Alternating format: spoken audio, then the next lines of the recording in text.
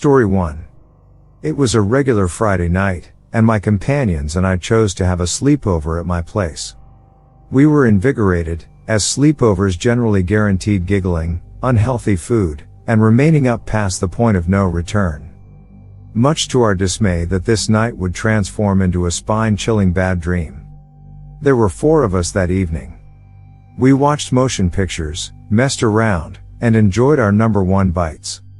The air was carefree, and everything appeared to be completely typical. That is until we heard a clamor coming from outside my window. From the get-go, we excused it as a lost creature or a whirlwind, yet all the same the sound persevered. It was a delicate, scary murmur, practically like somebody was mumbling to themselves.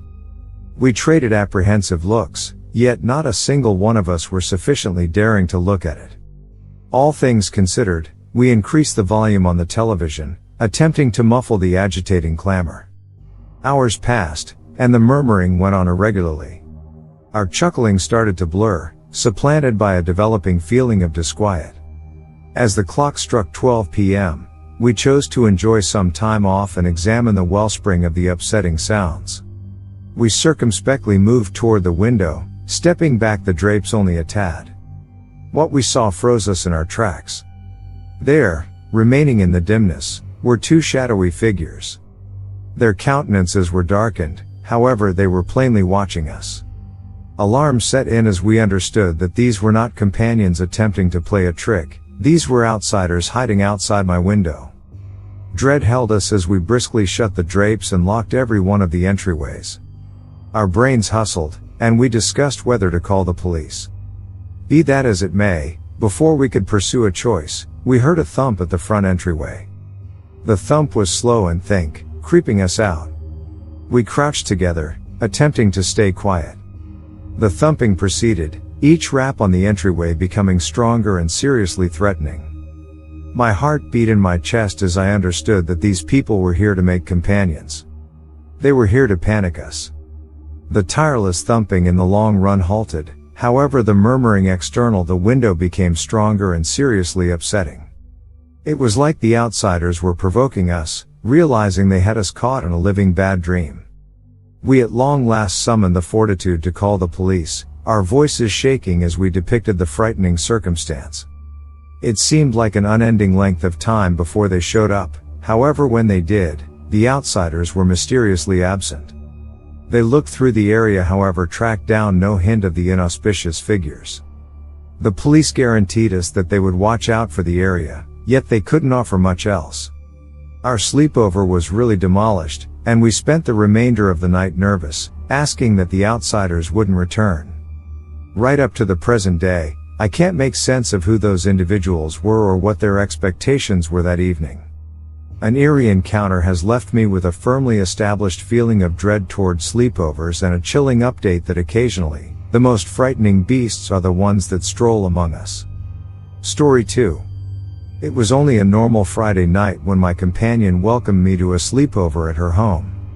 Energized for an evening of films and bites, I enthusiastically acknowledged. Much to my dismay that the occasions of that evening would torment me until the end of my life. When I showed up, everything appeared to be completely ordinary. My companion's folks were well disposed and inviting, encouraging us at home. The house was comfortable, and I was anticipating a pleasant night ahead. We started with a heap of thrillers, popcorn, and pop, very much like some other sleepover. Around 12 p.m., when we had watched our 3rd film, there was an unexpected thump at the front entryway. Alarmed, we stopped the film and traded astounded looks. My companion's folks were at that point sleeping, so it depended on us to research. Mindfully, we advanced toward the entryway and looked through the peephole. 2 figures remained outside, their appearances concealed in the shadows. Their shocking quiet sent a shudder down my spine, and I felt a feeling of fear that I was unable to make sense of. My companion, attempting to be daring, aired out the entryway somewhat. The outsiders were wearing worn-out garments, their countenances spread with soil. Their eyes were empty, without any inclination. One of them murmured something confused, however it creeped me out. It resembled a secretive serenade, and it made my blood run cold. Before we could respond, the two gatecrashers jumped into the house. We shouted and staggered in reverse, our hearts hustling. Alarm consumed us as they drew closer with slow, purposeful advances. Their countenances stayed secret underneath tangled hair, and their hands were stained with something dull. Urgency drove us to secure ourselves in my companion's room, wanting to track down well-being there. As we clustered together, we heard the outsiders traveling through the house, looking for us. Their scary murmurs reverberated through the lobbies, making it difficult to unravel their aims.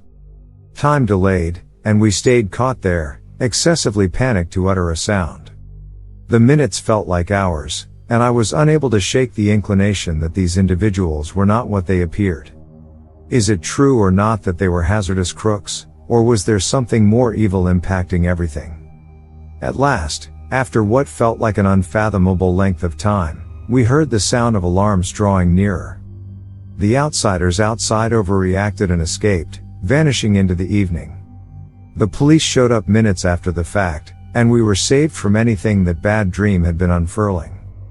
Right up to the present day, I actually have no clue about who those individuals were or what they needed. My companion's family moved away soon after the episode, and we became distracted. However, the memory of that stunning night waits, a chilling update that occasionally, the most unnerving things can happen when you least anticipate them. Story 3. It was an ordinary Saturday night, and my gathering of companions had chosen to have a sleepover at my place. We were an affectionate bundle, and sleepovers were our approach to getting away from the unremarkable daily schedule of secondary school life. Much to my dismay that this specific night would be not normal for some other. As the night wore on, we glutted on low-quality food and watched messy blood and gore flicks, attempting to out-terrify each other with crazy apparition stories. Everything appeared to be typical until an unexpected thump at the entryway creeped me out. It was clearly beyond 12 p.m., and there was no great explanation for anybody to visit. Hesitantly, I got up and opened the entryway, uncovering two figures remaining in the faintly lit foyer. They were outsiders, their appearances clouded by hoods, and they had a spooky quality about them. My heart hustled as I inquired, "Could I at any point help you?" One of them ventured forward, his voice a low, threatening murmur, "We want a spot to remain for the evening. Could you at any point take care of us?" My impulses shouted at me to reject, however dread incapacitated me briefly. My companions traded apprehensive looks. Ultimately, I figured out how to stammer, "Unfortunately we can't." The outsiders didn't answer. All things considered, they transformed and vanished into the evening. We locked the entryway, trusting that was its finish. However, it wasn't. Hours after the fact, similarly as we were beginning to quiet down, we heard faint murmurs coming from outside. It was practically indistinct from the start, however the voices became stronger, loaded up with vindictiveness and outrage. My companions and I traded stunned looks as we understood the outsiders were still out there, prowling in the shadows. We chose to call the police, however when we got the telephone, we heard a boisterous accident from the kitchen. Unnerved, we crawled down the stairs to find the gatecrashers had broken in. They were scavenging through our effects, their countenances turned in vile smiles. Automatically, one of my companions shouted, and the gatecrashers turned their consideration toward us. We escaped, running higher up and securing ourselves in my room. We could hear them coming up the steps, their weighty strides reverberating in the corridor. Distress set in as we understood there was no chance to get out. The outsiders started beating on the room entryway, yelling dangers and commitments of viciousness. We crouched together, dreading for our lives. Time appeared to extend into endlessness as we held up there, appealing to God for help to show up. The police at long last shone up, alarms booming, and the outsiders escaped before they could be gotten. In any case, the frightfulness of that evening would remain with us for eternity. In the repercussions, we discovered that the gatecrashers had been engaged with crimes nearby. It was a startling update that peril could be prowling right external our entryway, even in the calmest of neighborhoods. Along these lines, that is my upsetting sleepover harrowing tale, Reddit. It's a chilling update that the line among well-being and peril can be flimsy, and at times, the most unnerving beasts are the ones that stroll among us ridiculously late. Remain protected out there, and consistently pay attention to your gut feelings.